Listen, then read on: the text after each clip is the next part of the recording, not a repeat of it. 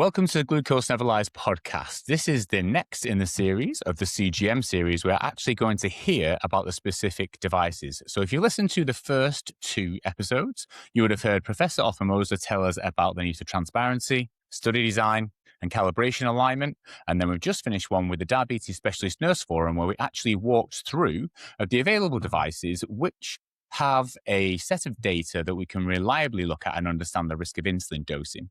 So obviously, quite clearly, Dexcom is one of those. And I'm glad to say I've got Adam Dawes from Dexcom, who's a good friend, but also someone who's very, very knowledgeable about the Dexcom portfolio because that's his job. So Adam, welcome to the show. Do you want to introduce yourself? Yeah, thanks a lot, John. Thanks for having me on.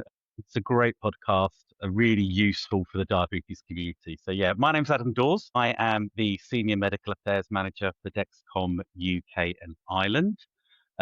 My professional background, for those who probably don't know, I'm a paediatric diabetes nurse specialist. Worked in London for a number of years before going to Cambridge, Edinburgh, and then eventually, made the jump over to industry. And I've been at Dexcom now for just a little over 4 years. And it's great. It's great to work for a company, for a product that you had such a lot of faith in as a clinician.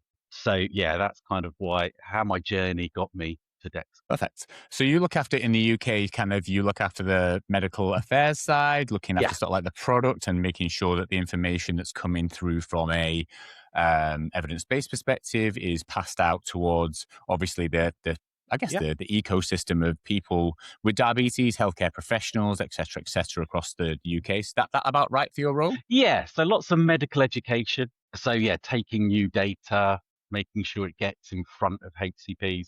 You know, obviously our big focus at Dexcom right now, it is increasing CGM use in general practice. So lots of my role is getting in front of GPs and really selling clinically the need for CGM. Yeah. But then, it's working with researchers, working around evidence generation, getting messaging out to healthcare professionals to make sure that everybody knows everything about Dexcom.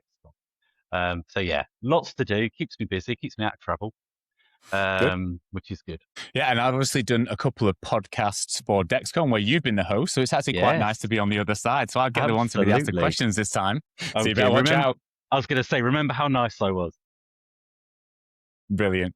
We're not going to spend any time really on the accuracy of the product, apart from to say it's one of the two systems we've got available in the UK that has iCGM approval, which there isn't an international standard, but if there was one, that would be the highest bar. So that puts you obviously right at the top in terms of from an accuracy perspective. So we won't spend time wasting that because that's what we want to know is, okay, we're happy, instant dosing, no problems. Yeah. What does it do other than give reliable readings for insulin dosing? What are the key things that are of benefit to people with diabetes? What are the integrations, etc.? So I'll sort of set the scene a little bit because I personally use the Dexcom and have done since the G5, the G6, now the G7. And where I work, we are a very predominantly Dexcom. Children and people we look after about 300, I'd say 280 of those are a Dexcom. And our preference for that has always been you have the option for optional calibration should you need it, which for schools is quite important because we teach them, obviously, if there's a discrepancy or they don't feel like the CGM's right, do a finger prick. And when that happens, if there is a discrepancy bigger than 20%, sometimes then they don't know what to do and how to trust it. So being able to calibrate back up to where the CGM, where the finger prick is, then it just takes away a bit of hassle. But obviously the good thing about the school teachers is they do the finger pricks properly. They kind of get to wash their hands and do the finger pricks. So you can be happy about the calibration going in. And also for us, we've now got 275 of 300 on AID systems. And obviously the Dexcom's got probably the largest integration with the different AID systems we have in the UK. So for us, it's kind of, there's a practical aspect, but there's also then the integration aspects. That's a kind of, to give people a flavor, I will be dropping in some personal anecdotes. Not that I'm biased towards any company, but that's just kind of the way that my professional and personal life are. And that's just reality. I think it's always good to drop a bit of that in. So given that as sort of the stage, kind of when people are thinking about a Dexcom system, which really we're now talking about the Dexcom G7 or the ONE Plus, so maybe you can start off by explaining the difference between those so that people have an understanding. Yeah. So we have two products that are really readily available now from Dexcom in the UK, and that's the Dexcom G7 and the Dexcom ONE Plus. The important thing, they're both built off the same hardware platform. So from a sensor, kind of the sensor filament, the transmitter, all of that kind of stuff, it's all built off of that same. So they're essentially the same hardware. It's the software where we really target the right patients for the right sensor. And that's really the Dexcom message in the UK. So the G series, that's where we really cut our teeth as an organization. So Dexcom's been around for 25, well, we're in our 26th year now, and we really focused on supporting people living with type 1 diabetes. That was our major focus. And to do that, you want the very best quality sensor, the very best accuracy in a sensor, and you want the very best features to keep them safe. So that's where our G series sits. Let's talk about some of those features while we're here, then we'll move to One Plus. So this is where we have our predictive alerts. So we've had urgent low and urgent low soon. There have been 2 alerts that we've had since at least G6, I think late G5.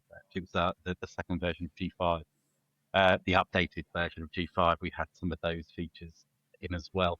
So we've had those features in for a long time. We've got a really solid evidence base that actually for people who are at higher risk of hypoglycemia, especially with unawareness attached to it, these predictive alerts that let you know about 30 minutes before you hit a level that you can set, hypoglycemia level, it's going to let you know beforehand. So you don't have to wait till you get low to do something about it, which from a quality of life point of view, I don't live with diabetes, but I can imagine from a quality of life point of view, hypoglycemia is just generally rubbish. So if you can actually do something before you feel really rubbish, from a quality of life point of view alone, must be great. But from a safety point of view, you're stopping anybody hit that risky zone. So that's great. That's very much what the G series foundation came from. We've added to that now with kind of the other end of the scale, the delay first high alert. So really focusing on hyperglycemia. I feel like kind of, we got hypoglycemia pretty well sorted, switch the focus to hyperglycemia. And this was really listening to people living with diabetes. We were told in market research that the high alerts are useless. We either switch them off or set them so high so they never go off. Because otherwise, every time I eat, guess what? My high alert goes off. I get annoyed, switch all my alerts off, miss a hypo alert after dinner. So yeah, we really wanted to go back to the drawing board with the threshold high alert. And delay first high, I think, is an amazing, really underutilized alert. And this is, so essentially what you can set, so let's say you set your high threshold at 14 millimoles per litre. Rather than the alert going off as soon as you hit 14, you set a delay. So let's say I always recommend 2 hours. You're going to say, I don't want to be alerted until I've been above 14 2 hours. And when you hit that 2-hour mark, that's when you get the alert. And the great thing about that is you're getting that alert at a time when you can actually do something about it. You can take a correction dose of insulin. You can potentially get up and do some activity, whatever it may be, whatever it is that you're prescribed from your healthcare professional, you can do something about it. And that was change. Yeah, I'll definitely jump in there because I think that's one thing with people with diabetes and certainly the kids and the families that we look after would say about CGM is that alarm fatigue is a real thing. Yeah. You want an alarm at an action point. You don't want it at a pre-warning. And obviously with the earlier models and still some of the other models, you have to set it at 14 because that is ideally the action point of testing ketones and to see then whether you need to, if you're on an AID system, change the pod, or if you're on injections, whether the ketone level are building. But obviously, as you've described, after eating, especially after breakfast time, typically the glucose level at least 2 or 3 times a week for most people is going to rise above there, which means what are they going to do? And the answer is just be annoyed by it because the advice is only take action when you're 90 minutes or to 2 hours at that range. So that for us, the delayed first high is actually becoming really useful because number one, it takes an annoying alarm out for schools. That's a really big thing. And also for the kids as well, who don't want to be beeped at to let them know they've got diabetes when there's nothing they can do about it. But then when it goes off the second time, that's the action time to actually test the ketone. So it comes with the alarm goes off, it's a ketone test, and then you can decide, oh, look, it just needs a correction. It's going to come down. Maybe you do some activity, or maybe you're a bit more vigilant. So I have to say that certainly in our recent practice, because we've migrating people over from the G6 to the G7, we've been quite keen on making sure that gets utilized straight away, because to be honest, it's going to take away typically at least once a day an alarm that is unnecessary. And it also then, it's a little bit like the boy who cried wolf. If it keeps going off and you've got nothing to do, you just ignore it or you set it higher. But actually when it goes off, if there's an action to take, it's better for the person, but it also is easier for the healthcare professional, because when you come back, you just see the alert that went off and then was the action taken, rather than these multiple alerts where you're like, well, I don't even know what to advise you at this particular point. So I have to say that for our practice more recently, since we're having the changes across, it's pretty helpful. And me personally as well, like I have my delayed first high set at like 9, which like for most people like, what are you doing? But for me, that's actually it's pretty important, because I'm bound to go over 9 initially after eating pretty often, but I'm normally back down below 9 in 2 hours. But if I'm not, then I want to do something about it, which for me is get my ass moving and get moving. Absolutely. So for me, it's probably cut out. Well, before I had to compromise, I'd have to set it at 11, because definitely 11, I'd need to go walking, but I'd often between 9 and 11. Do you know what? I'm fine with that. But I'm not fine with that for 2 hours. I'm only fine with that for a short period of time.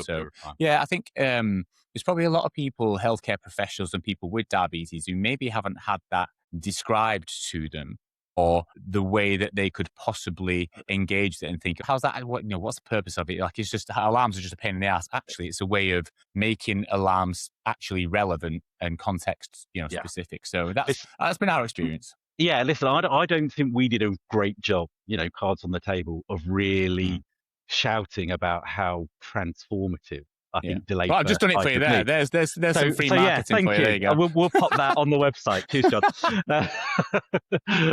But yeah, no, and we are getting that message out now, and it's great to hear that there are centres that are really starting to engage that delayed first high. And again, with delayed first high, I think it has more application.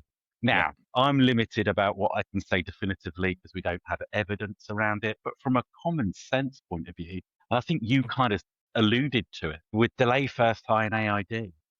Actually, if you set that for 2 hours, if you've been above 14 for 2 hours on AID, guess what? Your AID system has failed.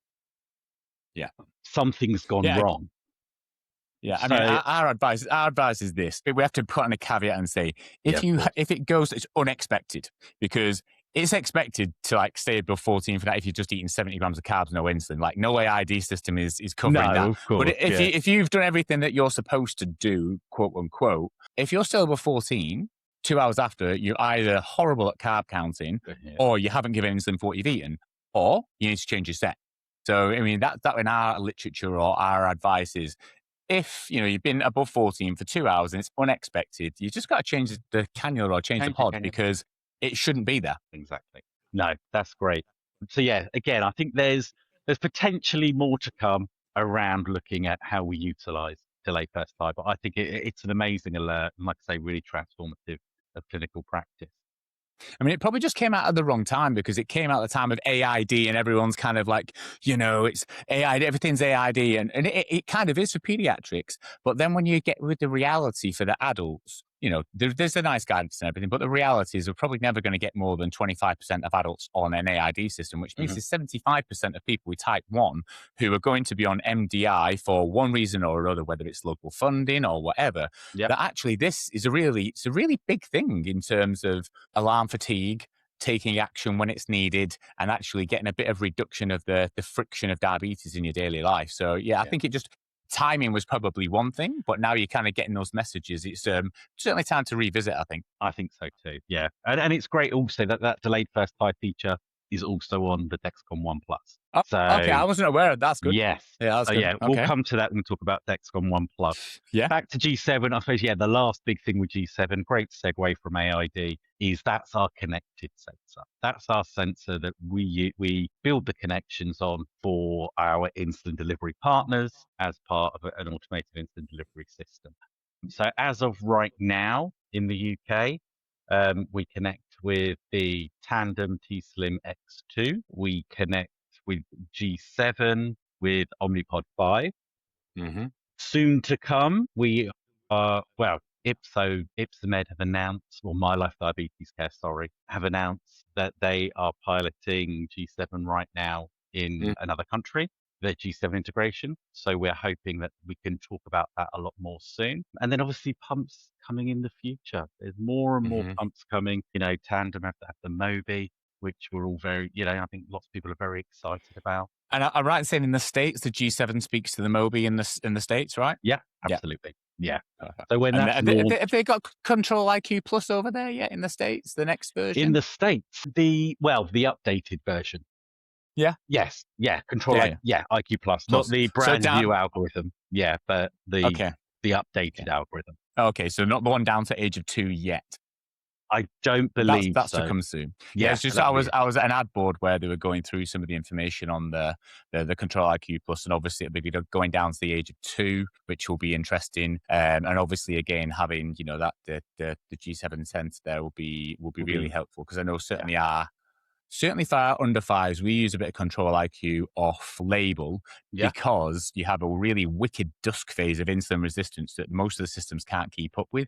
But with the Control IQ, you can just pump the basal up at that time, make the correction factor really strong, get on top of that dusk, and then drop it off like a stone for the night. And for us, it's the only one that you can really do that with. So to actually have it available on license. And the other thing to say, just in case the people listening to this and they're interested in doing Control IQ with younger kids, at present, even though you can set the correction factor up to 33, the algorithm correction factor only goes to 11. And that really tricks you, because you think, oh my God, it's really strong. We've put the correction factor at 33, but at the moment it goes to 11. But with the Control IQ Plus, that's different. So that was what kind of will make it possible on easier for the 2-year-old. So just a little bit of a Control IQ Plus exclusive there for the people. Say, wonderful. that's why I really like Control IQ. I've always really liked Control IQ, because it's the only, probably the only algorithm left that you've got that level of kind of adaptability. It's good for the diabetes nerds like me and you, that's for sure. Absolutely. Yeah. Perfect. Right. So that's kind of G7 in a nutshell. It was our first all-in-one sensor. That's been a big change for us, obviously. And also, it's big reduction in waiting time. So a lot of the kids and the families know that as a big thing. So obviously, to go from 2 hours to half an hour, especially when you're on AID, is big. And obviously, if you stick the next sensor in half an hour before, there's no lag time. And you also get a 12-hour grace, which a lot of families find useful, especially if they're about to go to school and the alarm goes off. Previously, they'd been like, I'm done here, because we're going to have to change it and wait 2 hours, and then they get 12-hour grace till after school. So just even things like that, it's a big deal for families. When they come back and they're like, do you know what? To go from 2 hours to half an hour, now nothing, is amazing. And actually, those couple of mornings when we change the sensor and then we get a 12-hour grace, those things will actually really make a difference. Yeah. No, that shorter warm-up, we worked really hard to get that shorter warm-up time. And we're continuing to really look at that, because actually the reason, you have a warm-up time in CGM sensors is because of that initial kind of brutal part of putting the sensor in. Yeah. The area obviously has to recover. While it's recovering, all kinds of things go wrong that can affect the accuracy. So, that's why, we had it at 2 hours, because if you remember G5, the way it was going in, that was brutal. Yeah. G6 just kind of was a similar thing, but automated. So moving to a 90-degree insertion meant, along with some other really clever things that our boffins in San Diego figure out with the algorithm, really helped bring that down. And we're continuing, like I say, we recognize that probably one of the biggest pain points. Because yes, like you say, unofficially, you can on the G Series, on the G7, on a ONE Plus, have a 0 warm-up time by overlapping. I know you can't say that. I can say that. Yeah, you can say that, absolutely. I'll say it for you. We don't recommend that. Yeah. Right now. Well, a lot of the families find that helpful, because they'll put it in before, allow the area to calm down, no problems. A lot of people at the G6, a lot of people with G6 would stick it in a day before, give it a chance to completely settle down. So, people with diabetes, they know what's going on. They know the sensor performance is on every single sensor. On the first day, it can't be as good because you've got an area recovering. So it kind of makes sense to get it in beforehand and kind of let the area settle. So when you get it, bang, you're onto the good stuff straight away. Absolutely. Okay, so I'm just going to recap there. G7, Yes. we've got kind of the urgent low soon, which is Yep. the sort of 30 minutes before you're going to go low. So take action before you go low. We've now got the delayed first high, which is taking away the unnecessary first alarm. And that's going to go off whenever you decide in a period of time after. And at a level, nerd like me at 9, the average person at 14. So you take action where you need to. You've got those two things. We've got obviously a smaller form factor without a separate transmitter, and obviously reduction in warm time to half an hour. And we've also got a grace period of 12 hours. So that kind of covers, is that the sort of G7 you'd say that they're the kind of like the main point? And obviously the integrations integrations, AID. Yeah, that's our G series. It's really there for people living with type 1 diabetes who are at a increased risk from hypoglycemia. That's really where the G series really lives. Then we've got Dexcom ONE Plus. Like I say, hardware, same platform. It's the software really that we've kind of changed on the Dexcom ONE Plus. And that's because it's not targeted at people who are at a really high risk of hypoglycemia. Yeah, so just so I'm clear with this, you kind of pretty much obviously for the people on AID, they're obviously going to be having a G7, and then you've got the people with hypoglycemia issues who are also going to be on a G7 specifically. But then, maybe that's whatever portion of the population it is. But then the other people in primary care, typically people with type 1 diabetes who are maybe not at risk of hypos, people with type 2 diabetes on insulin and sort of potential hypoglycemia therapy, who haven't got that risk of hypoglycemia. What we're talking about for those people, probably the common sense is the ONE Plus, and you've designed a system which is more friendly to them with probably less alerts and bits and pieces and more, so it's simpler for them. Yeah, essentially we've taken out a couple of the alerts. So the urgent low soon, they don't exist in ONE Plus. Kept, like I say, the delay first high, because actually that's nice. Does really benefit that group. Who are perhaps maybe long established MDI, used to having high thresholds switched off, move to a ONE Plus, switch them back on, and actually you can see, I probably should be doing a little bit more to stay in target. So that's really where ONE Plus is really focused. People using insulin who aren't at as high risk of hypoglycemia. Good hypoglycemia awareness essentially, and then really looking at people living with type 2 diabetes, which is a brand new area really for us at Dexcom. Like I say, we've been hyper focused on people living with type 1 diabetes. Now we're really starting to see that people living with type 2 diabetes can really benefit from this technology. The evidence base now is, it went from a trickle 5-10 years ago of studies to now there's overwhelming, I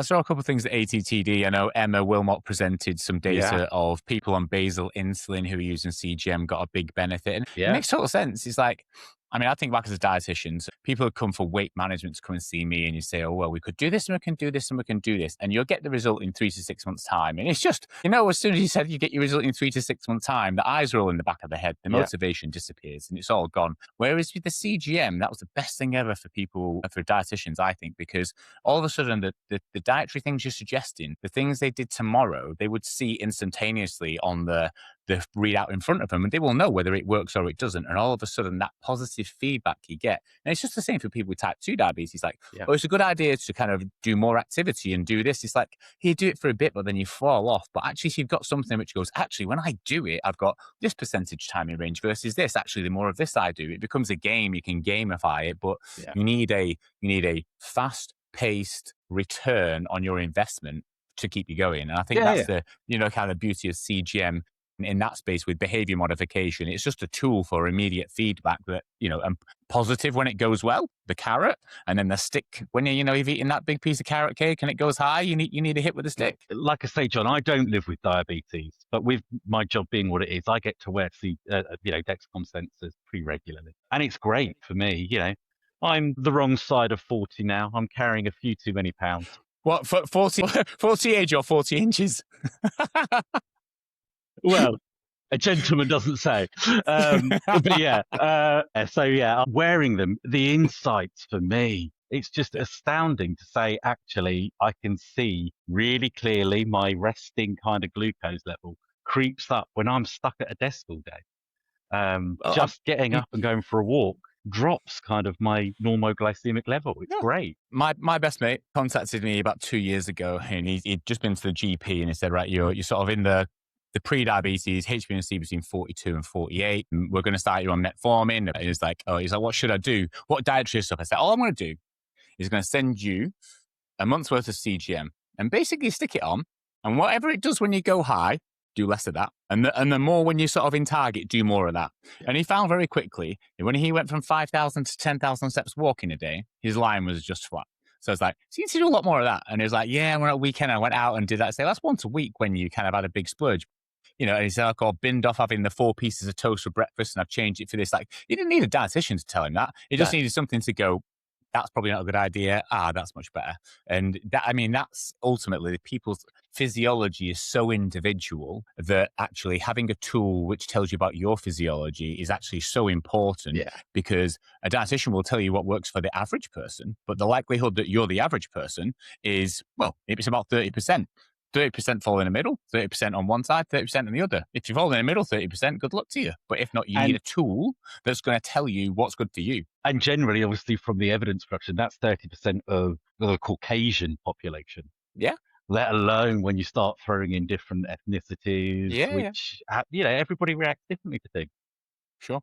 So, that's definitely where Dexcom are going. We're starting to think a lot more around biofeedback and how do we help people make sense of the data? I think that's the key. Like you said, we don't always have to send everybody to a HCP. Actually, for people like myself, what education do I need to be able to make sense of that data? And you're going to start seeing that drip through into all of our technology. So, the product I'm really thinking of there is obviously Stelo, which isn't available in the UK and Ireland. It's US only right now. It will be launched in Europe at some point. That's the over-the-counter CGM, isn't it? For the over-the-counter CGM. Who are not necessarily prescribed it by their practitioner, but it's available to them so they can gain the insights, especially if they're in that sort of pre-diabetes stage, or even just dare I say it, the worried well. I definitely belong in that character. I mean, I've got type 1 diabetes, but I belong in the worried well 100%. If I didn't have diabetes, I would be on a CGM for sure. But I think it's also important insights for those. But again, making sure that there's an accurate device that they can trust, and also that will provide them the type of feedback which is actually going to be useful the vast majority of the time without being, telling them things which are not necessarily so close to the truth. So ONE+, from what you've just said, obviously more targeted people without hypoglycemia, taking some of the alarms so we're not getting overburdened by alarms. Absolutely. Obviously, a very simple and easy format to get accessible via the GP for people with type 2 diabetes at the moment, typically on insulin. And then obviously that's going to move towards the outside over the counter at some point with some version of something similar to the Stelo in the US. In terms of followers, just so that people are listening, because obviously if you've got a young person, you're going to want some followers, mum, dad, grandma, granddad, school, etc. So the G7, how many followers can you have on that? Right now it's up to 10.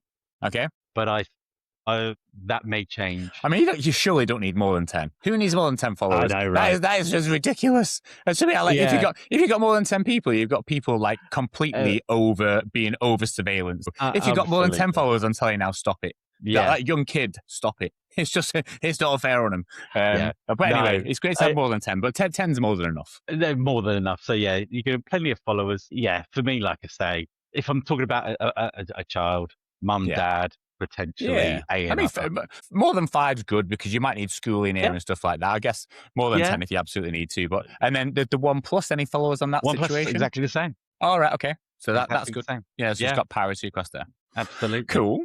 So that's the G7 and ONE+. Obviously, there's no integrations at the moment with anything else. That's the whole point. It's like it's compact. It's in one place. It's just that's what it's there for. Yeah. Yeah. Again, probably watch this space around connected pens. That will probably go beyond G7. Okay. Because that again makes a lot of sense in that ONE+ potential patient cohort. We'll be able to talk about that a lot more soon. Okay. And just so I'm clear, because obviously what we really like on the G7 where I work now is you can see instantaneously from Clarity, it pulls through your daily timing range and you can look at your reports on the same app, which is massively important when you come to teaching and you're trying to get that behavior change and you need a week-long marker to kind of like pin to. It's so Yep. much easier now, because before going on Clarity it was a bit of a pain in the ass, but now it's actually there. What's the situation on the One Plus? Is that available too? Yep. So you've got your Okay, Clarity. nice. So as of right now, you've got your Clarity card in both the Dexcom G7 and the One Plus app. If it's not been released yet, it can be released imminently. The Clarity app essentially won't need to exist anymore. The Okay. whole of Clarity experience will be in your sensor app. So that's that. Yeah, I mean, that's so important as for ownership as a person with diabetes. I'm sure it used to really annoy the families when they come back and be like, "How can you see that and I can't see that?" Or you have to log on to here. Like, I ain't doing that. It should be in here. So that's good that that's now all been brought in house. Okay, that's good. That's all in one app now. All in the user experience. Okay, so I think that's covered off the majority of like what makes Dexcom, what is that now, the two different options. So obviously we've just both come back from the ATTD, where there was a lot of information, education, different, all sorts of things out. And obviously Dexcom will have quite clearly released I know there's the 15-day sensor in the States. We can talk about that a little bit, about at some point that will be over here. There's integrations with various different things. Now I'm going to be front up and said I did a bit of partying and missed a lot of the sessions. So I need you to fill me in on what's new with Dexcom in terms of currently in different places like the States, and then what's the sort of what was presented, what the future outlook might be for things to come. So what's that saying? Absolutely. So yeah, we had a sponsored symposia at ATTD where the whole topic was essentially we were presenting our future roadmap. Okay. So there was lots on there. We were talking a lot about as you say, so in the US right now, they've just released the G7 15-day, which is going really, really well. It's not just that we've made the sensor last longer. This has been part of one of the great advantages of working in medical technology is you're able to continually improve the product throughout its lifespan. So what we've done with G7 15-day, it's also kind of come alongside a pretty big product update. Okay. So, again, I'm limited from a regs point of view. So, because obviously it's in the States. So I'm presuming I'll kind of you've obviously changed some of the enzyme technology. You've probably changed some of the filament technology. You've probably changed some of the hardware technology. I can say definitely not that. Okay. So it's looking a lot more at the algorithm. Okay, right. Actually, do you know, this is a really important point here, because I want to make this point. I also think it's important for systems and companies that have been around for a long time. And this includes Medtronic, because I used to work for Medtronic. The advantage of being in the game for such a long period of time is you amass a huge amount of data around how your product performs, where the blind spots are, and also where the opportunities are, but also a whole load of information to test new algorithms and products. You only get that by being in the game for a long, long period of time, which means that in the future, when you do something new, you don't make the same mistakes that you made on the previous 3 or 4 iterations, and actually you're forward looking, but you've also got a very solid base. And the reason why I say that is because there's obviously a lot of new CGM companies coming to the market. And one thing for them that the big hurdle that they have to get over is how are they going to train their algorithm for their sensor based on their inputs and the actual hardware and software that they have, specific in the limitations to that. And learning, they'll have to learn quickly and iterate fast. And they've only got so much kind of money to do it. And if they can do it, then great. That's absolutely brilliant. But at the same time, it's also important for the people out there who are kind of thinking like, why would I think about one rather than another? You have to think about the learning that's gone over a 20 to 30 year period to be able to develop technologies and improve on them and not make the same mistakes. And that is one benefit of being a product that has been around and trusted for such a long period of time. So 100%. I'm not just saying that because I'll say that when we have the Medtronic people on here. I'll say it when we have the Abbott people on here. And it'll also be a challenge to some of the others that don't have that legacy, is kind of like, how do you protect against that? Because those are serious questions, to answer. So, obviously I'll say that for you, but that obviously is part of what is built into the new algorithm, is a lot of learning over a 20-year period. Without a doubt, and we're not afraid of competition because of that, because we can go back and we can start really, right now, what can we do better than company X, company Y, company, whatever, what can our sensor do better? And not just to be better than them, to have a better product for our patients. That's what it's better than really the all about previous. for us. Better than our previous. And that's where 15-day Kate is come in with lots of really kind of big changes that will come. Plans for Europe haven't been released yet. And I'm probably not important enough to be able to give you a heads up. We'll have to get Jake Leach on here. We'll get Jake Leach on here. Absolutely. Yeah, absolutely. If you're listening, get yourself on the show. Jake, yeah. I hope he's not. But while you're at it, give Adam a raise as well. He deserves at least a 50% raise. He's doing a great job. Easy. So yeah, listen, we know it's likely to come. It makes a lot of sense for everybody. Yeah. The one thing to note is in the US, it's only indicated for adults, 18 plus. Okay. Well, they'll be doing the paediatric studies right now, won't they? And hopefully by the time it comes in Europe, the data will be there. And we hope. We all know CE marking is not quite as difficult as FDA CGM, so I don't think there'll be too many problems in getting it through Europe. But let's just say that. I'm saying that. You could say that. But for us as a company, we wouldn't release it if it wasn't good enough. Yeah, of course. There'd be no. We wouldn't want to do that. Okay. So yeah, we wouldn't. So the 15-day, obviously, out of States at the moment, adults only. But there will studies be done on children. At some point in the future, we'll be getting that over here, and obviously that gives time for the integrations as well with the new systems, because that's one thing with this whole interoperability piece is like if someone upgrades one piece of kit, you haven't just got to upgrade it for your app. You've also got to now do an integration with 4 or 5 different software things and make sure that these all fits within the interoperability criteria manifestos of the different things. So it's not quite as simple as we just do a new one and we let it go. You have to you've got a whole load of nuances to manage as well. Okay, that makes sense. So past the 15 days, is there anything else on the roadmap that was discussed? So we did speak about our next generation sensor. The GA, is that going to be the GA? You would hope so. It would seem to be sensical, but it was on the slide. It's our next generation sensor. Okay. And that's really starting to think. I think we're calling it that because I think this iteration, this generation of Dexcom sensors is our first where the sensor technology has gone across 3 products. So G7, ONE Plus, and Stelo are all essential. So our next generation will be the next iterations of all 3. So yes, it might be named G8. Our marketing department might decide to call it something different. Who knows? But talked a little bit about that. There's going to be that's where there is going to be a complete filament redesign, which is looking really, really positive. We are looking at different analytes. Obviously, ketones was the big buzzword at ATTD. I'm sure it will be on the list. It might have been for you. It was not. It's not for me. I want to see. I want to see lactate in a sensor. That's what I want to see. I want to see for people with diabetes, people in that space where the glucose doesn't move enough to get a big enough signal. I want to see lactate in a sensor. That's what I want to see. I'm sure it's on the list, like I say, for the Boffins in San Diego. So it's going to have that ability. It's improved chip, smaller size on the body, obviously at least 15 days. So that's coming. That's in the future.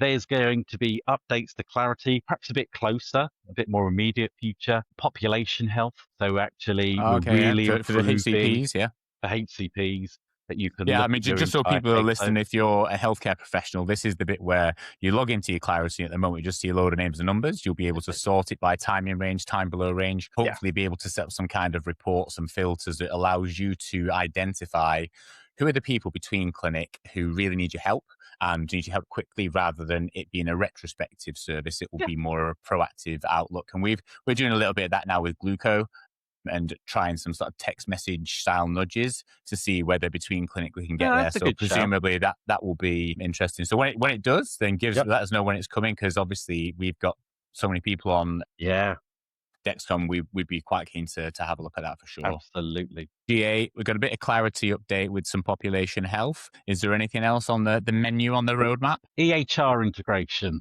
again, for the HCPs listening. So electronic healthcare records becoming a much bigger thing.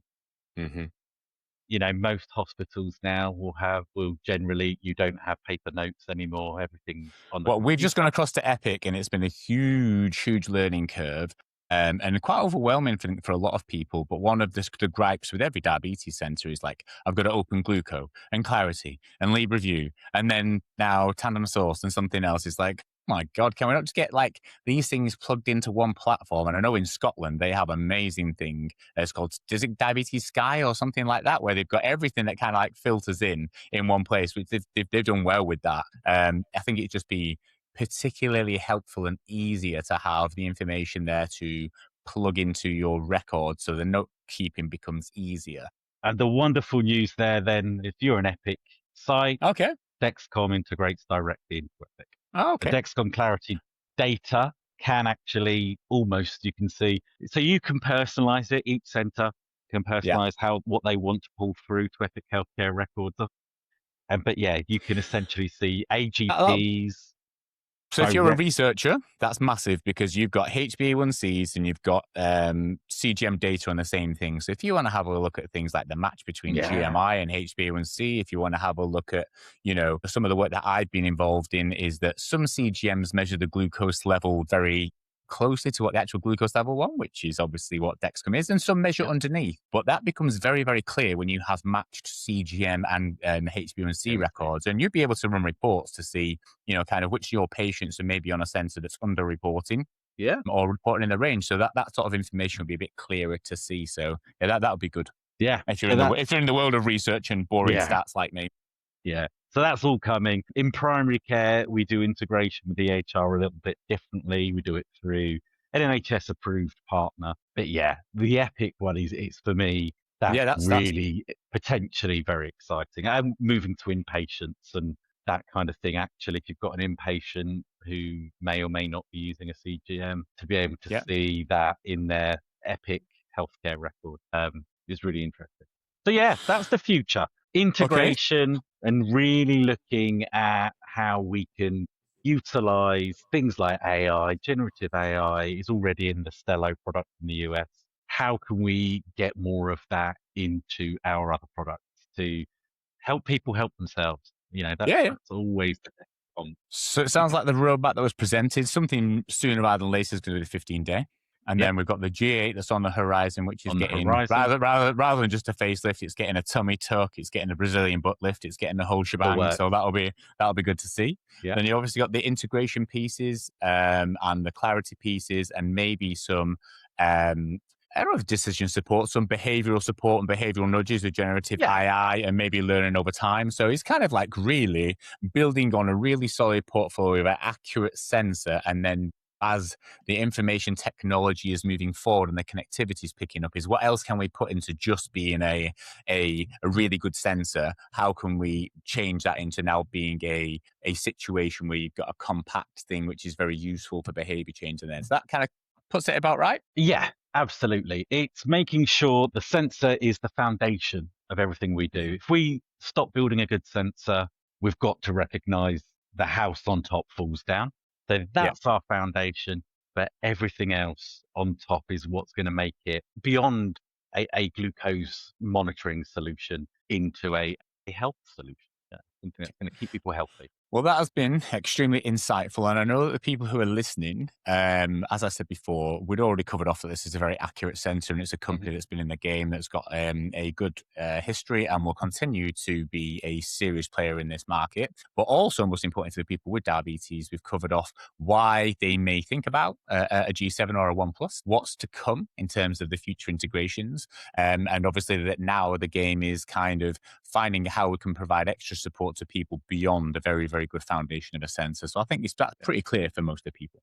Yeah. No, so I can't let you go without obviously having a conversation about some of the recent events. So I'll just sort of set the scene here a little bit about the whole infrastructure, apart from not talking Dexcom in general, but sort of the whole portfolio. So now we have a market, or a potential market, which is very lucrative, both in the diabetes space and the non-diabetes space moving forward. Like CGM and wearables is going to be, and already is, huge, and it's going to be even bigger because it is a metric that is well recognized, well respected, and has great value to the people who receive those readings.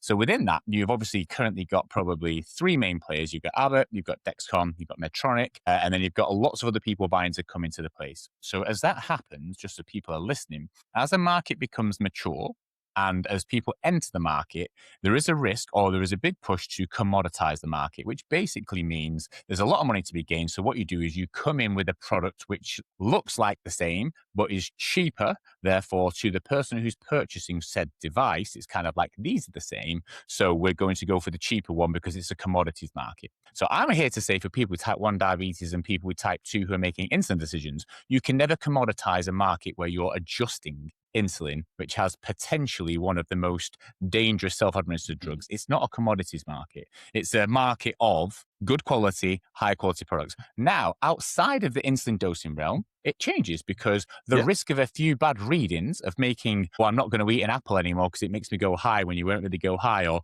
it said I was low and it wasn't low. It's annoying, but it isn't serious just taking insulin. So I just want to make that clear when people are listening. Insulin dosing is not a commodities market. So cost in some ways, you get what you pay for, number one. So just to kind of put that frame out there, because what happens then is when you're distributing a huge number of sensors across the world, the chances are there will be, for any said company, going to be glitches within manufacturing processes and X, Y, and Z, because it's impossible there.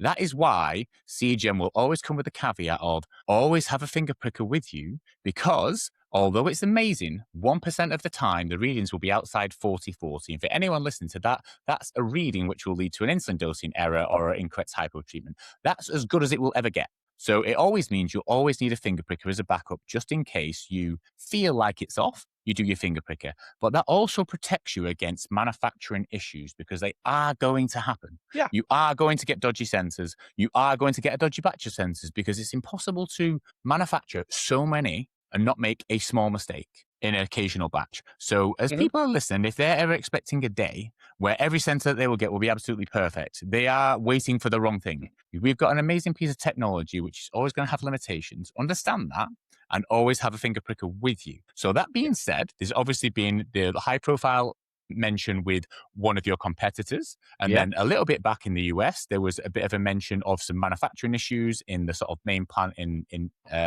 San Diego, where the FDA wrote some notes and some letters. And obviously those things have been addressed. So obviously the people who are listening will kind of want to know, what was that all about?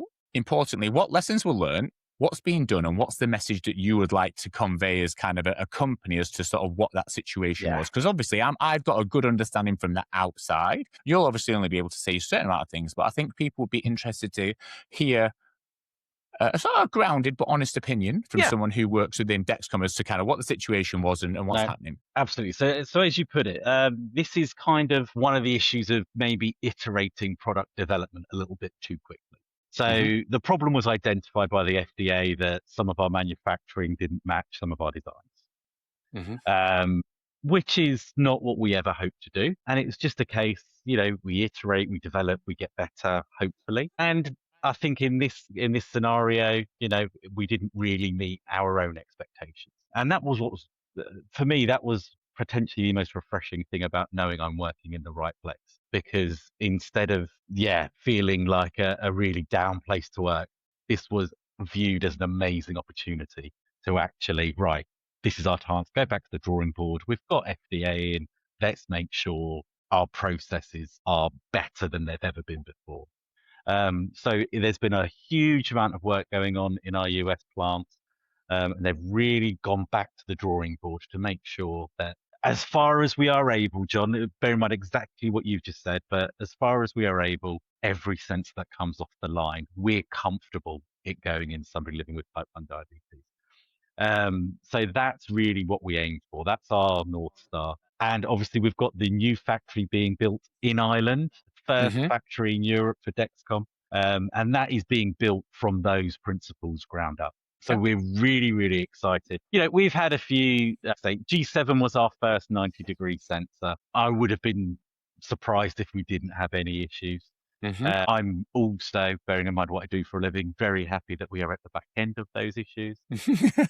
We are back to where Dexcom should be, right at the very top of our game, creating the very best sensors for people living with type 1 and type 2 diabetes. Yeah, I mean, there's a couple of reflections I will have on that. And the first one is, and this is really important to people think about CE marking and companies Mm. coming to Europe, is one thing about the FDA is they run a tight ship over there, which means if something's going on, there's a good chance they will find it, which is very, very comforting as a person with diabetes or a person who puts other people on a sense of technology. Because that post-market surveillance and the auditing of manufacturing things is the things that you would like to think that all companies are playing by the rules. That makes you play by the rules. It makes you accountable. Now, the post-market surveillance via CE marking and the auditing and manufacturing is not at the same level. I mean, I don't know what it is, but it's not even close to the same level. So what I would say is that's one thing about having a sensor that's under the FDA's watchful eye is these things get picked up, and it means there's an opportunity. So hold your hands up and go forward. And as you said, there's some issues at the beginning with G7, like with different algorithms and different bits and pieces. Yeah. And you're now at a position where you're past that.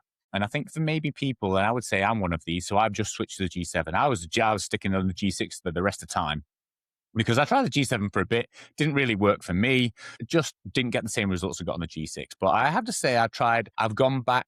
Oh, well, I've moved to the G7 now over the last couple of months as we started migrating people across. We could tell the difference because when we first started migrating people to the G7 at the start, we was like, no, we need to hang off here and just hold back. We need to hold back because with the reports we're getting back ain't good. But since we've reinitiated this since sort of January, February, we haven't had the same thing. Everyone's been loving it. So maybe if you're listening and you had the same experience that I had, I'm not saying you'll have the same experience going forward or our children, but it's maybe worth revisiting now because it might be a slightly 100%. different sensor and situation that you first encountered a while back, which is not ideal for your, I guess, the image of the G7 from the beginning part. You would have rather been here, but life is life. You are what you're at, and this is where the cards are now. So let's go and play them and sort of see where we are. Listen, we were super excited. So the UK and Ireland was actually the first two countries in the world that launched G7. So always a danger being really first. excited. Always a danger being first. Yeah, I think if San Diego asked us again. No, we'll just hang on. We'll hang on. Let those guys go first. Let those guys go first. Yeah. But no, Cool. these things happen. And for me, it's exactly like you say on a kind of a micro level. It's you've got to prepare for when these things happen. It's less about the thing happening; it's about how you respond. And that's what's made me, and I'm going to sound very American, and it makes me cringe just thinking it, but that is what makes me proud to work for somebody like Dexcom, because actually it is, you could see, rather than hiding from it, how can we learn from this? How does this make us at our mission? That gave me the twit. Next time I see you, you have a Dexcom stamp on your forehead. That's it. Get the tattoo on. But it's true. It's really true, and it's great. And that's where when things go wrong, that's the measure of a person or an organisation. Is how do you manage? How do you deal with things when things don't go to plan? And that's been, like I say, it's been really illuminating at Dexcom to see that passion for get it right, and now we're going to get it right first time. Moving forward. As long as you don't go first on the launch. Exactly. So, first of all, I want to be respectful of your time. I want to say thank you on a Friday afternoon for giving an hour of your time. I'm sure the people who are listening are now pretty clear on what the Dexcom G7 and ONE Plus have to offer now. Have a little bit of a look at the roadmap. Obviously, have an understanding what it takes to deliver a sensor internationally and some of the challenges that can come with that, and obviously the lessons that can be learned from before and after.